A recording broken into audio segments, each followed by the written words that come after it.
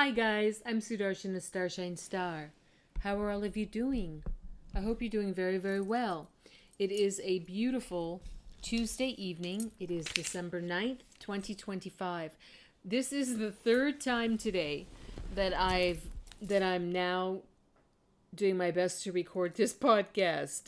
I'm laughing. The energy today has been very beautiful but intense, and I don't know what it is, but I'm persevering on. I'm doing it. This is the third time though, so let's go. Third time's the charm. I have a YouTube channel called It's the Dazzling of the Light, or you can just go to YouTube and type in at Sudarshan, a Starshine Star. I think it's about almost 290 podcasts on there on a variety of topics. Pretty interesting and cool. Why not join? And why not like, share, and subscribe and hit the notification bell? Excuse me. I really appreciate you. Thank you for doing that. So I think I'm going to call this clip. I have a working title that's so long. I don't know. There's too many subjects in here though. Let's see. I think the working title will be something like Somalis spill beans on IlhanOmar, DNA test, TSA reveals cash millions in suitcases every week.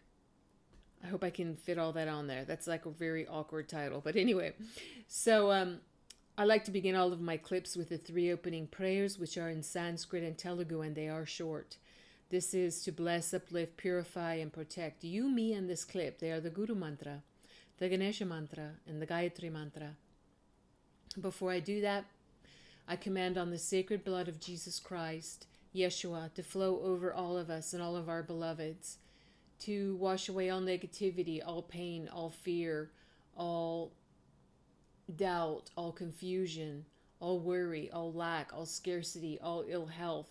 Cast out the spirit of pain, Yeshua. Cast out the spirit of fear.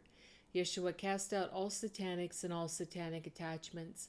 Cast out all demonics and all demonic attachments. Cast out all negativity, all negative karmas, all negative thought, word, and deeds. Thank you so much. Send your healing presence, Yeshua. Please heal the wounds in our souls. Yeshua, we receive your healing. Thank you so much.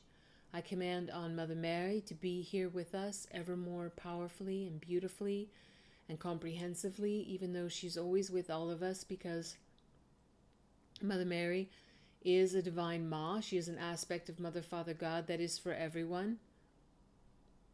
Thank you so much, Mother Mary, for being here with us. Thank you so much, Yeshua. Amen. Swaha. Now to the prayers.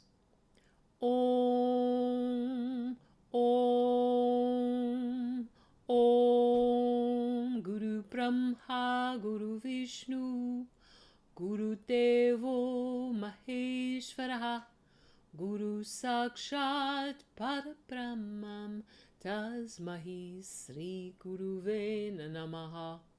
Om Shuklam Bharataram Vishnum, Seshivarnam Chatubhujam, Prasanavaranam Dhyaye Sarva Vignopashantaye. Om Bhurubhuvasuvaha Tatsaviturvarenyam Bhako Devasya Dhimahi Dhiyo Yo Naha Prachodayat. Om Shanti Shanti Shanti. Wonderful. So, let me see. I'd lost my place because the second time I was doing it, I was almost complete and I couldn't finish it. So let's go again. 3 times the charm.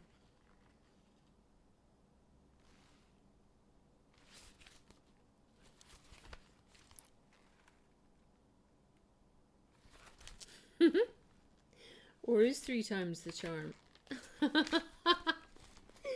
Okay, here we go. Now, I had put this up, I had written this out a little while ago, but I'm just including it along with some new things for today, December 9th. So here we go. This was from the National Desk.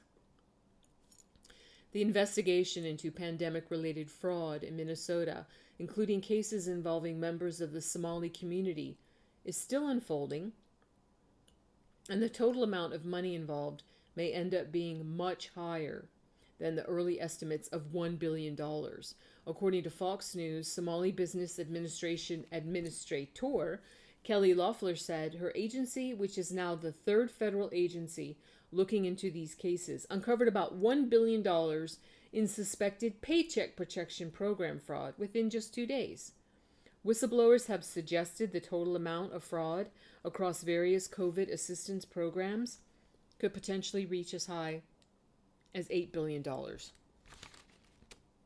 Some of the Minnesota cases intersect with earlier investigations into pandemic food aid fraud involving groups like Feeding Our Future, which federal prosecutors have called the largest pandemic fraud case in history. More than 300 people have been charged in those broader investigations. But people want to know why Governor Tim Walz and Attorney General Keith Ellison didn't act more quickly when concerns were first raised. Here's how Walz has been reacting to the allegations all week.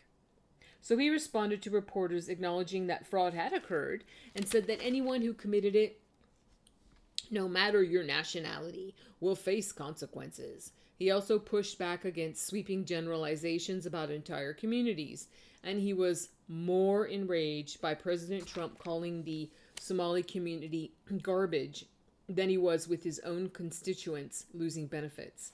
Walz: so if you're concerned about fraud and the Republican friends here come up here and start talking, they need to be asked, are you okay with that pardon? Are you okay with the president calling our neighbors garbage?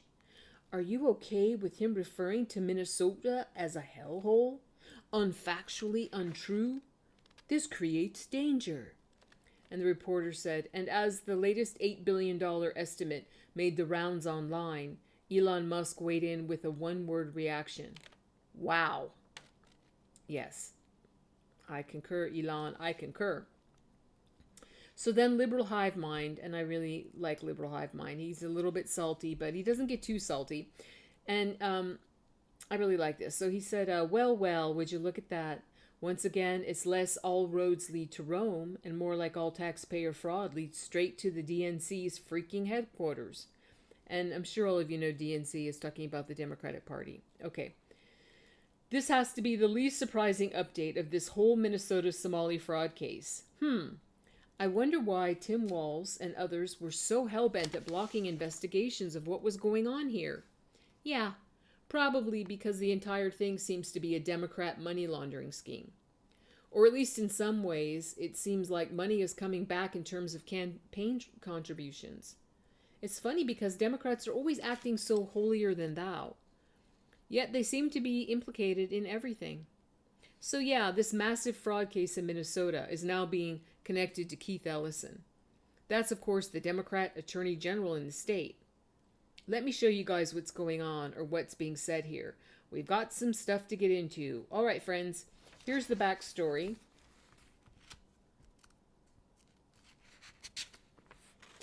We've got this quote, we've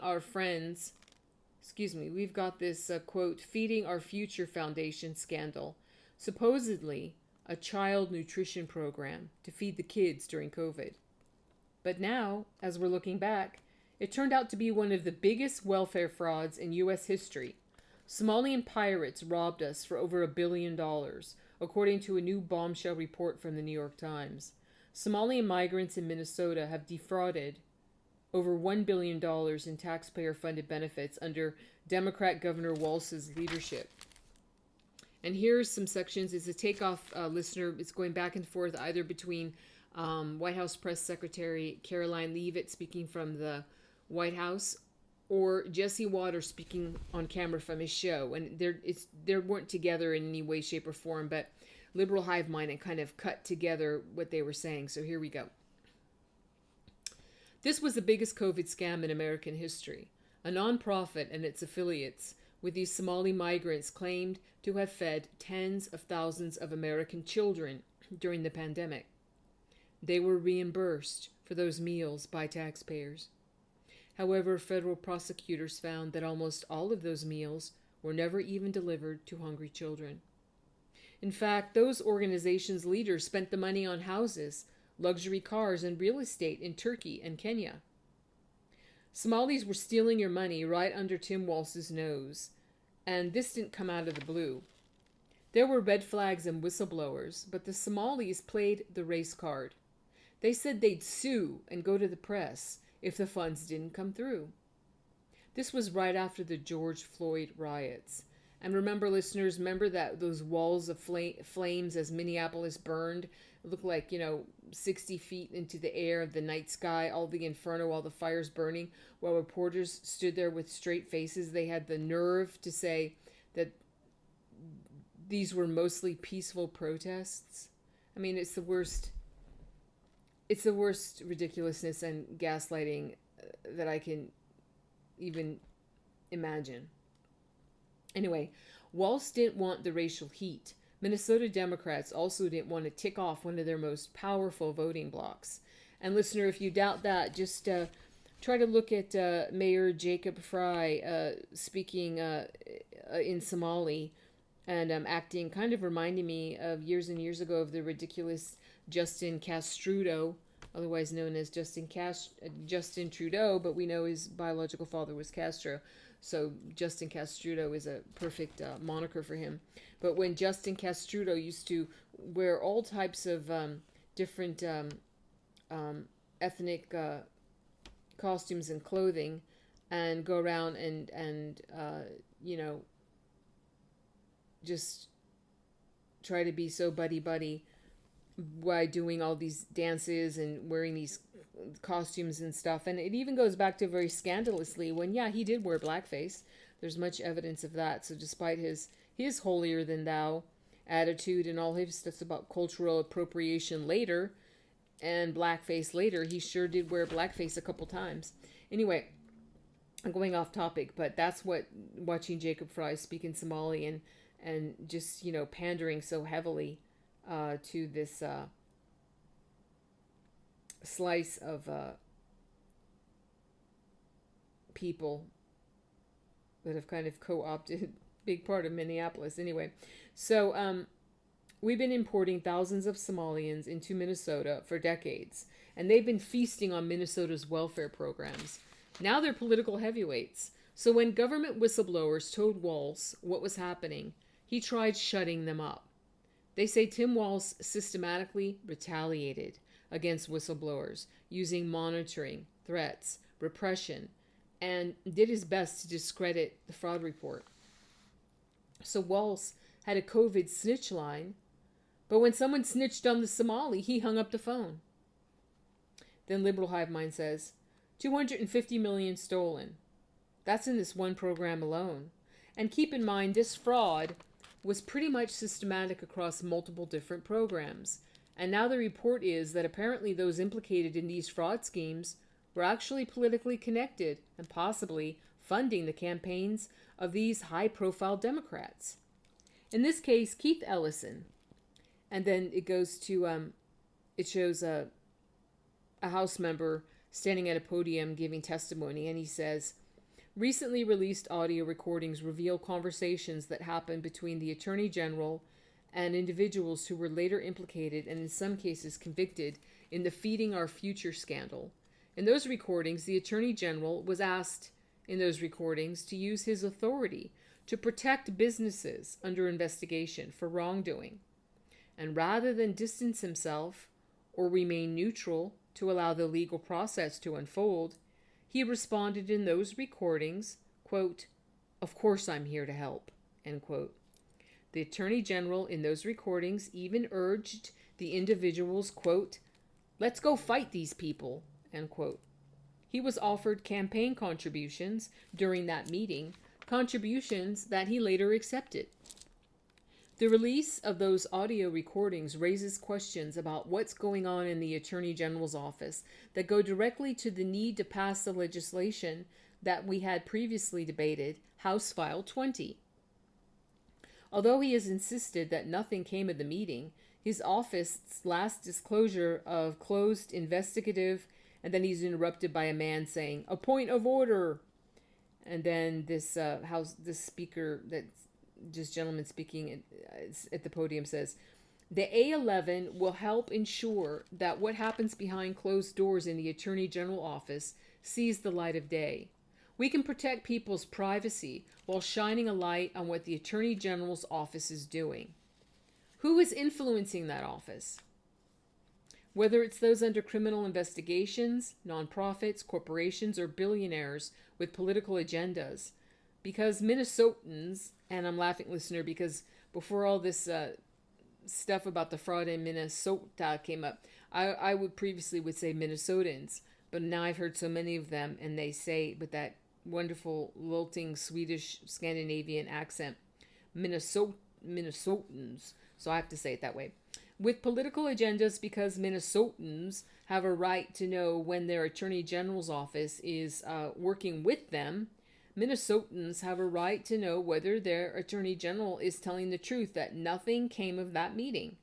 That's why the A11 is so important. And then Liberal Hive Mind says, there's now accusations floating around that these taxpayer fraudsters are somehow connected to these politicians and maybe even bankrolling the campaigns. And it really makes you wonder, has me thinking about how all those Democrats took all that FDX fraud money from Sam Bankman-Fried, and so many of them refused to give back the donations. But I think beyond that, it's kind of painting a picture of systemic Democrat taxpayer fraud. After everything we learned this year, especially following the Doge audits, it feels like scams like these are basically the Democrat MO. This is what they do. They build these elaborate scam systems, create these massive, giant, compassionate programs, or in many cases, compassion industries like with homelessness and immigration and everything else. Or as they say it, the refugee crisis, the asylum crisis during COVID. It was COVID relief, right? And child nutrition, or looking at Minnesota, you've got autism services. Just build some sort of initiative, some sort of massive program. Open the federal dollar floodgates. It's the useless pork in such bills that we're constantly referencing. Funding X through Z. Every random initiative you could imagine. In many cases, to the tune of millions upon millions of dollars. If you don't give the Democrats all their little wishful spending programs, they'll invent some sort of constitutional crisis to try to force your hand. Anyway, and look at what you're funding. You're funding fraud rackets, billions of dollars going to these fake philanthropic husks. There's nothing there. And I guess we know where the money is going. It's going to warlords in Africa. It's going to Al-Shabaab and terrorist organizations. And likely a good chunk of it is going right back into the Democratic machine. It's going to their campaigns. It's going to their Act Blue donations. It's coming in as donations under random Social Security numbers. You've got Democrats out of freaking nowhere pulling $2 billion out of their ASSESs to run Kamala Harris. Where did that money even come from? You've got Democrats running national level kabuki theater constantly. Whether it's Antifa riots or hashtag No Kings or the January SIXTH theater, they've got money coming out the wazoo. They spent over $300 million on the No Kings demonstrations. And it seems as though in some way it's all connected to these taxpayer schemes, these USAID NGO-funded schemes. At this point, after decades upon decades, it's an entire expansive web of thousands of NGOs. Who knows where the money is going? Who knows how much is getting lost in the webs and simply making it right back to the Democrat election coffers? And so it seems in Minnesota that might be exactly what happened. Somehow these top Democrats are connected. Maybe that's why IlhanOmar is throwing such a freaking hissy fit in her defense. Maybe that's why Tim Walz has gone silent, gone freaking MIA, and is totally refusing to cooperate after being alleged that he supposedly stifled an internal investigation on this issue. You know, I wonder why that is. Why Keith Ellison was so buddy-buddy and so connected with two of the biggest fraudsters in American history. When it comes to corruption, when it comes to waste, fraud, and abuse, when it comes to embezzlement, theft, and waste of the taxpayer dollar, I gotta tell you, nobody doesn't like the Democrats. And here's Matt W. He is Matt Walsh. He's showing President Trump how President Trump stands in the doorway of Air Force One and gives a presser to the reporters there on the plane. So a reporter asked President Trump, in that same post you mentioned Tim Walz and you called him what many Americans do find offensive, retarded. Do you stand by that claim of calling Tim Walz retarded? President Trump, yeah. I think there's something wrong with him. Absolutely. Sure. You have a problem with it? You know what? I think there's something wrong with him. Anybody that would do what he did, anybody that would allow those people into a state and pay billions of dollars after Somalia. We give billions of dollars to Somalia. It's not even a country because it doesn't function like a country. It's got a name, but it doesn't function like a country. Yeah, there's something wrong with Walz. Matt. Well, he's right about that, about all of it, including Walz being retarded. But this is the president's chance to reverse the trajectory that the Republican Party is on. If he actually delivers on what he's promising to do, if in addition to stopping migration from the third world, he begins denaturalizing foreigners who have lied their way into the country, then the lives of millions of Americans will be clearly, markedly improved in every way. And therefore, millions of Americans will have a reason to vote for Republicans in the next year's election. Regarding denaturalization, essentially the government has to demonstrate that the naturalized citizen had lied in some significant way during his or her application for citizenship. And there are other ways too, like showing the citizen has joined the Communist Party or a TERROR group. But that's the main one.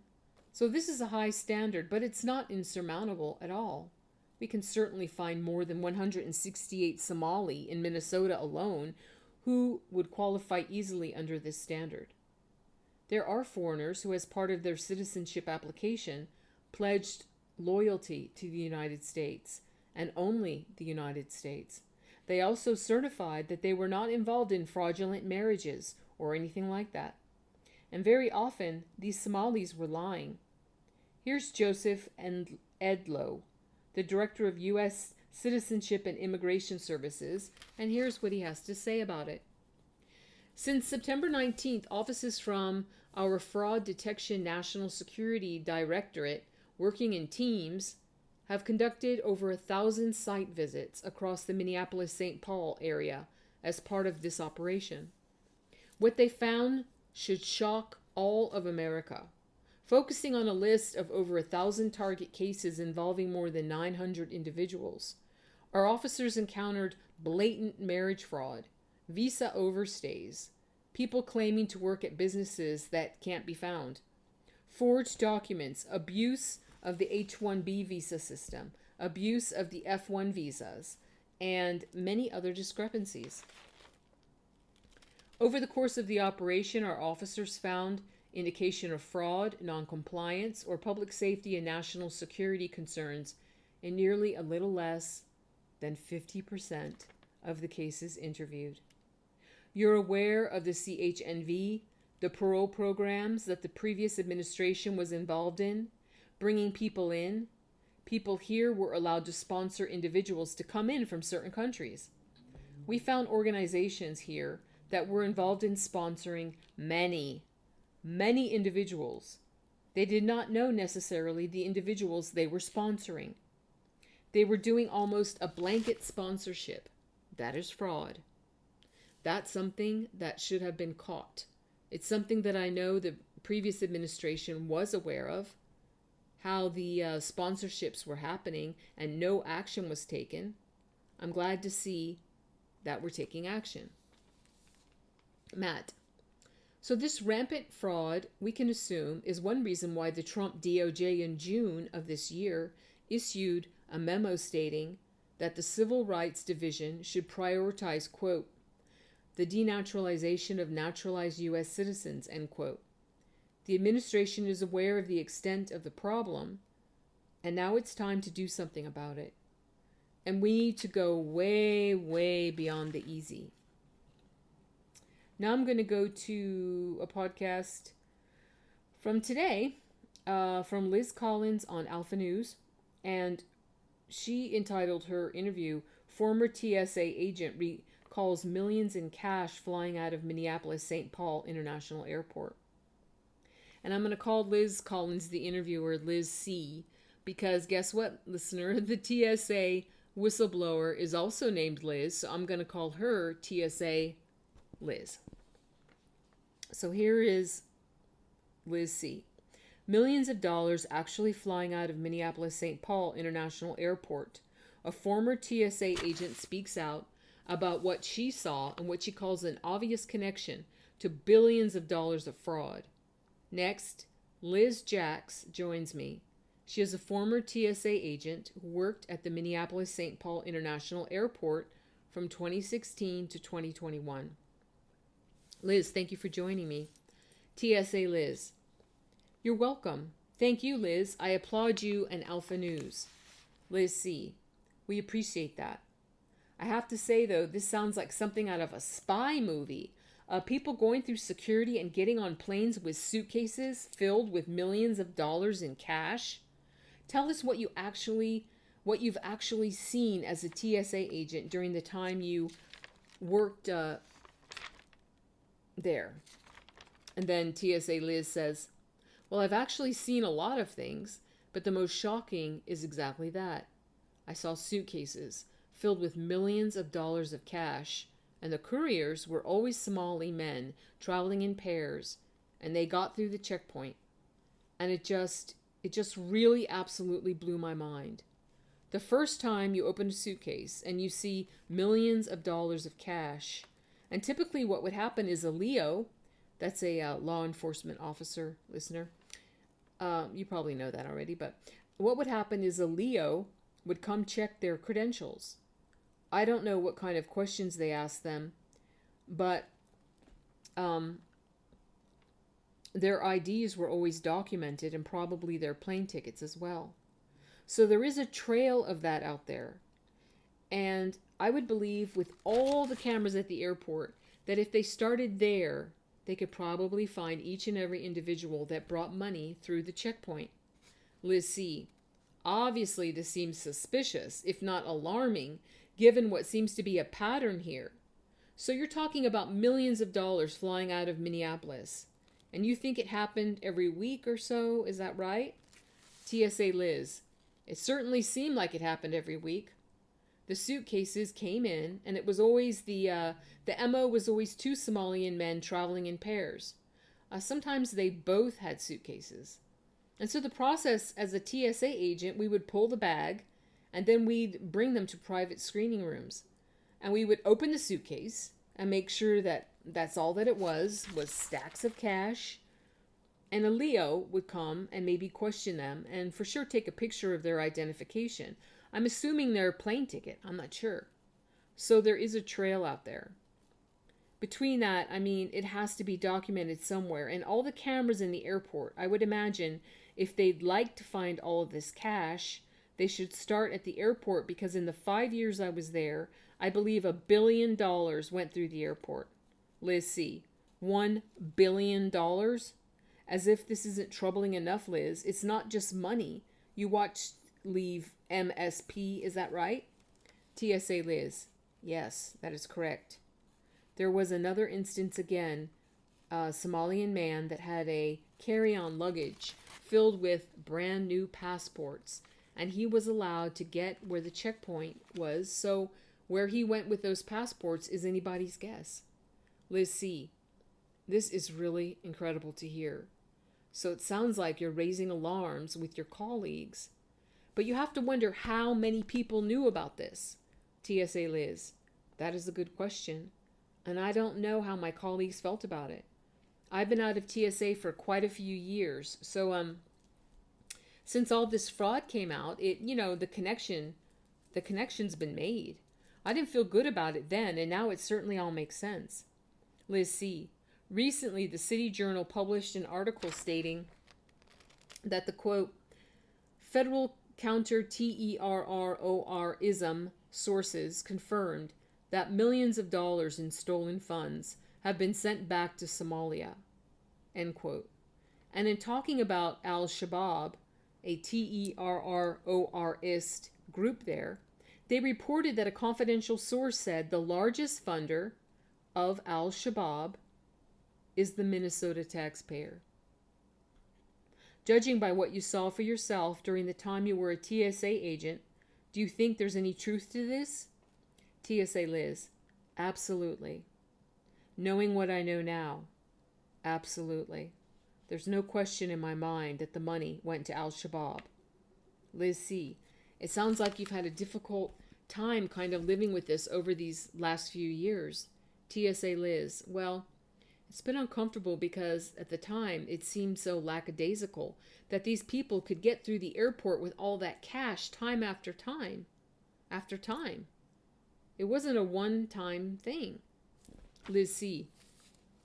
At this point, more than a few Minnesotans have told us about suspected fraud.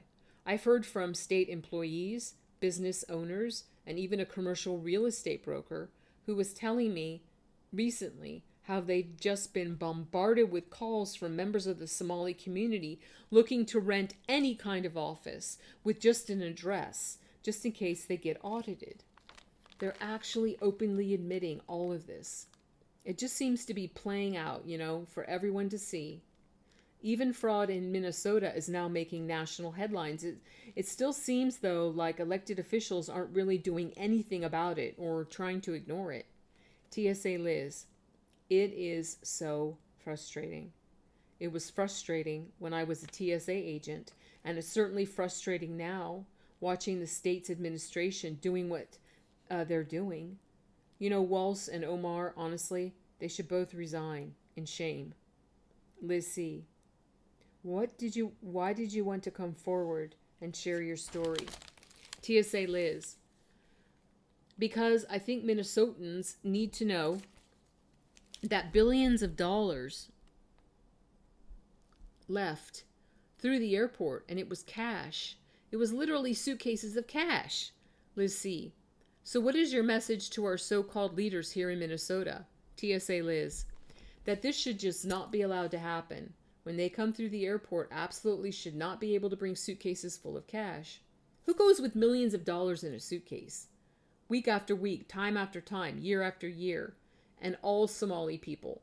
Liz C. You're right. It all seems so obvious. But Liz, thank you so much for joining us. I know you've been living with this for quite some time.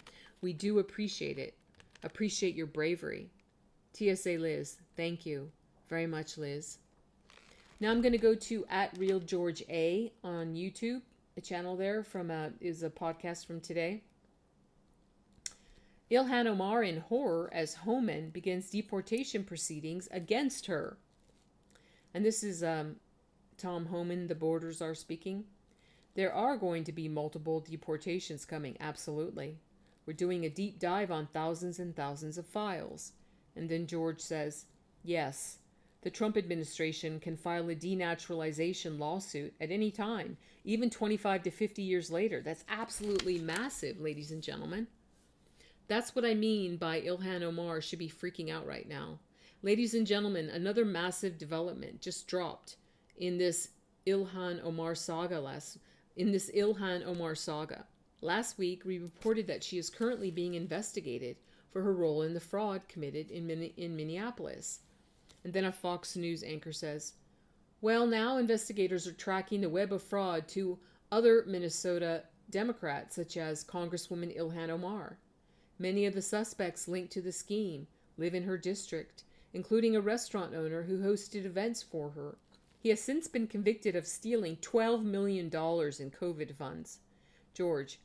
And now, ladies and gentlemen, I have some amazing news. Immigration and Customs Enforcement, also known as ICE, in the Department of Homeland Security, is now investigating IlhanOmar.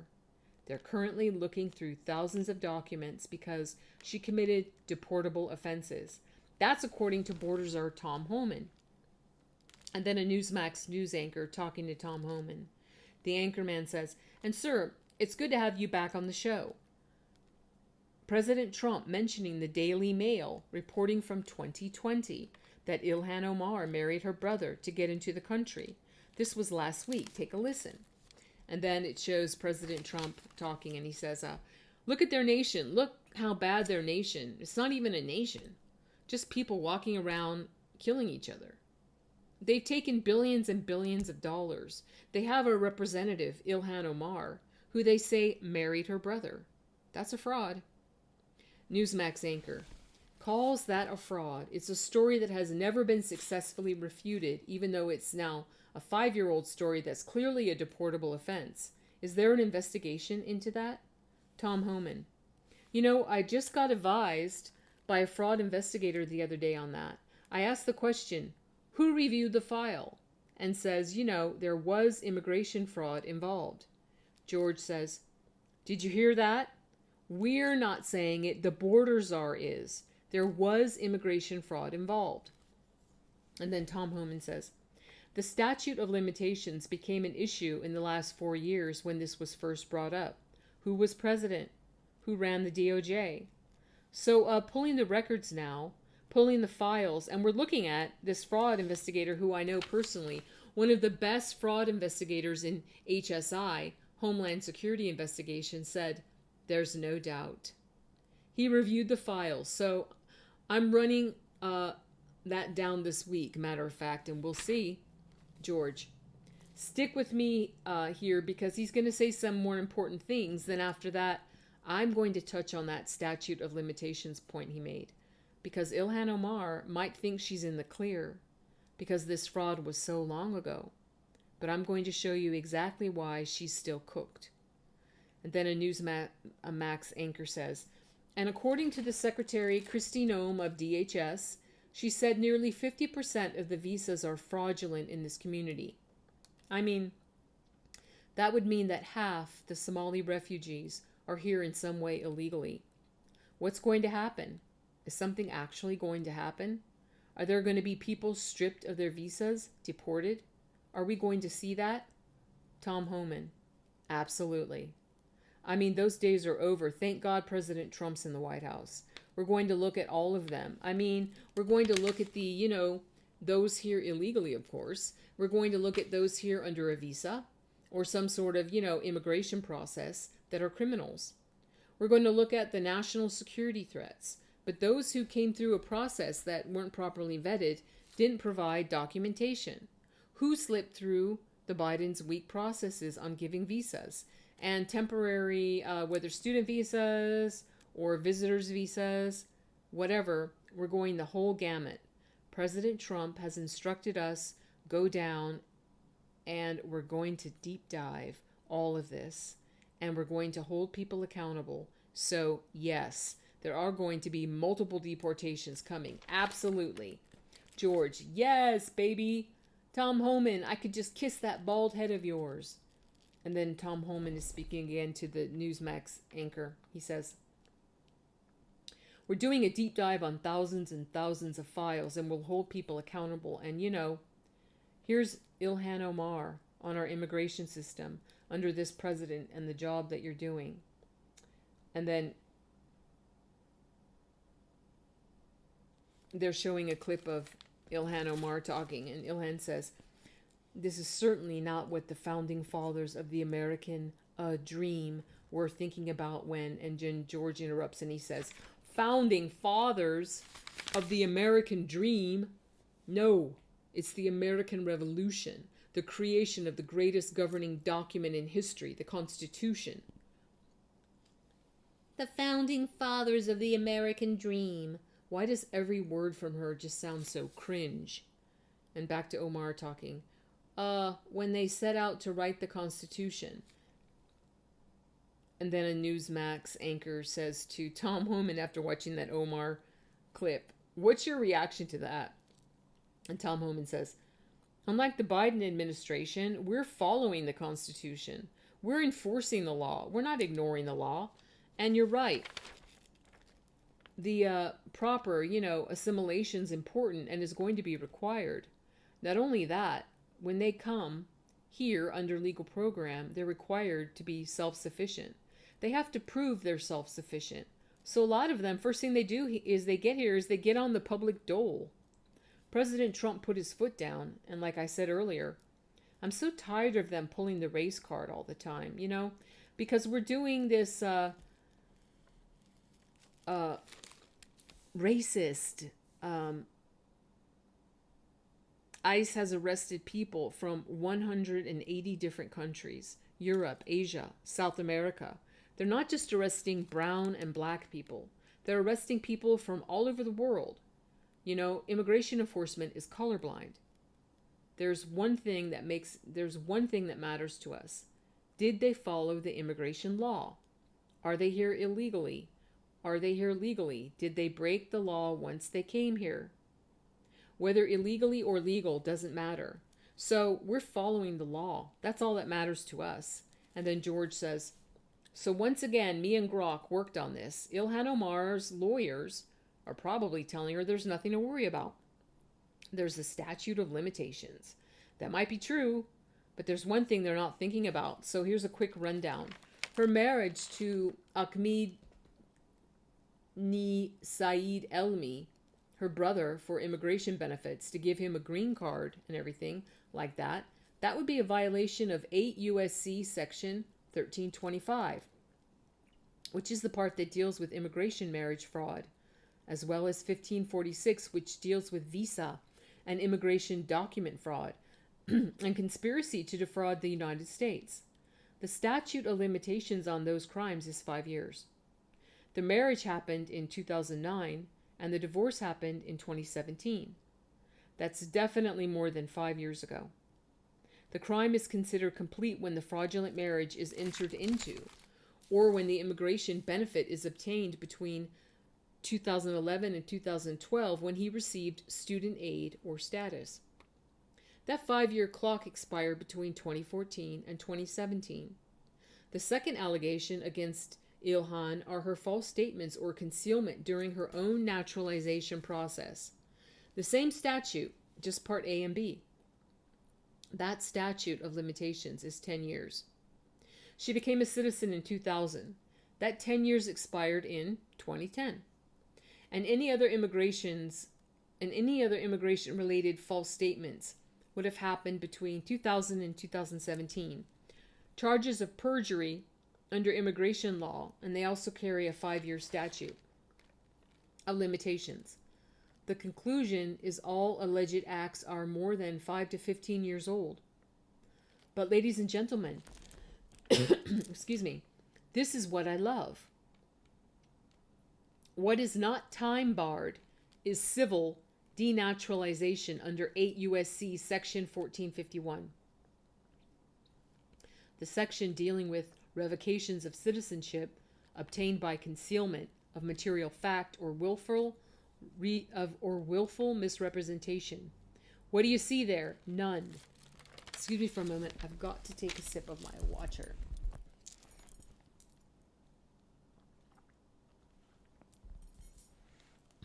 Okay. What do you see there? None. No statute of limitations whatsoever. That was established in multiple Supreme Court cases. Yes, the Trump administration can file a denaturalization lawsuit at any time, even 25 to 50 years later, if they have clear and convincing evidence that citizenship was illegally procured or procured by fraud. That's absolutely massive, ladies and gentlemen. That's what I mean by IlhanOmar should be freaking out right now. If the Trump government is exhausting investigative resources, looking into her past, any lie she put on her citizenship application is going to haunt her. This is the denaturalization pathway. If any of those stories which have been repeated on for years are true, she's cooked. IlhanOmar allegedly entered a fraudulent marriage before 2000 in Kenya refugee camp, or early entry into her first husband, Ahmed Hirsi, or another relative misrepresenting marital status or family relationships on her refugee application adjustment or naturalization applications. This hid polygamous relationships or sibling ties that violated refugee eligibility. Although Need has forged marriage or divorce records from the 1990s, witness affidavits from the Somali community, and inconsistent family timelines in the immigration files, witness affidavits from the Somali community. Remember, the reason we even know about these stories is because Somalis snitched on Ilhan. This would mean she was ineligible for refugee status due to all that fraud. That's enough grounds for revocation. There's also allegations that Ilhan lied about her family's refugee persecution story in 92 and 95 that would fall under illegal procurement. Also allegations of concealment of criminal or terror ties in her family. There's been a lot of reports that her family is linked to groups like Al-Shabaab, and the implications of that are self-explanatory. If that information was given to immigration officers, she would have never have gotten her case granted. And remember, there's no time limit. Civil denaturalization has none. Note, listener, last night Laura Ingraham at the Ingraham Angle posted this. It was the Daily Mail story from 2020. She put this on X, exclusive. IlhanOmar did marry her brother and said she would, quote, do what she had to do to get him papers to keep him in U.S., end quote. Reveals Somali community leader. And that was from the Daily Mail today. So the Somali community leader is spilling the beans on Ilhan. So from the same Daily Mail article, which was from 2020, but it was reposted today, IlhanOmar told friends years ago that the man who went on to become her second husband was in fact her brother. And that's from the dailymail.com. And they can confirm it. Abdi Hakim Osman is the first person to go on record to speak of how Omar said she wanted to get her brother papers so he could stay in the United States.